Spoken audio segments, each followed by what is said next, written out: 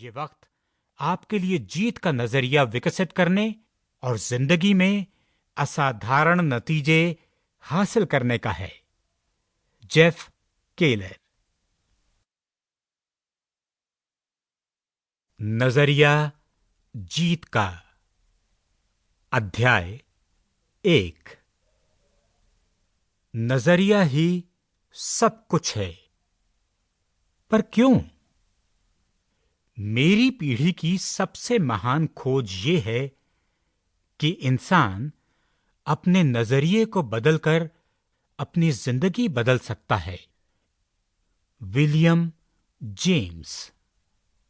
Attitude is everything, ये मेरी company का नाम है और ये वो फलसफा है जिसे मैं दिलो जान से बढ़ावा देता हूं, क्योंकि मुझे इसका सीधा अनुभव है कि कैसे इस सिद्धांत ने मेरे जीवन को बेहतर बनाया है। फिर भी मेरी यात्राओं के दौरान लोग मेरे पास आकर पूछते हैं, निश्चित रूप से एटीट्यूड जरूरी है, लेकिन क्या ये सब कुछ है?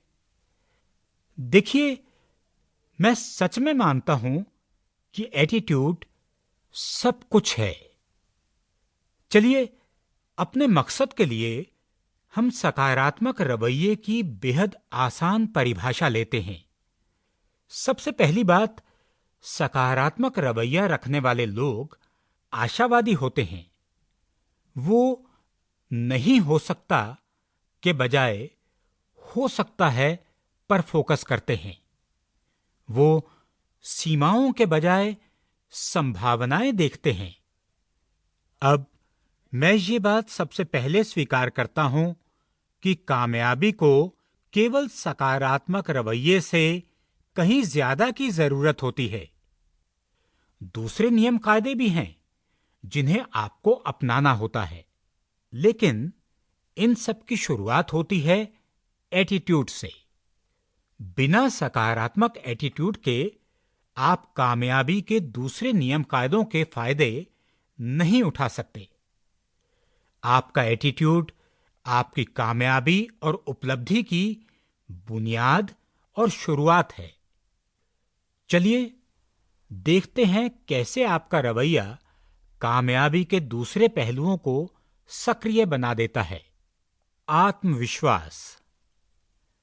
अगर आप आशावादी नहीं हैं, तो क्या आप आत्मविश्वासी और प्रभावशाली हो सकते हैं?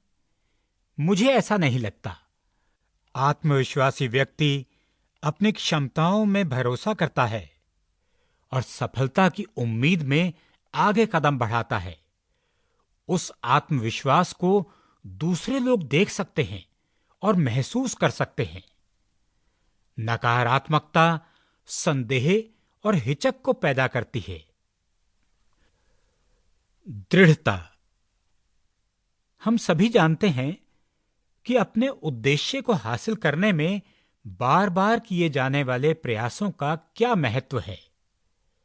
अगर आपको अपनी कामयाबी का भरोसा ही नहीं होगा, तो फिर आप दृढ़ क्यों होंगे? आशावादिता ही दृढ़ता की तरफ ले जाती है।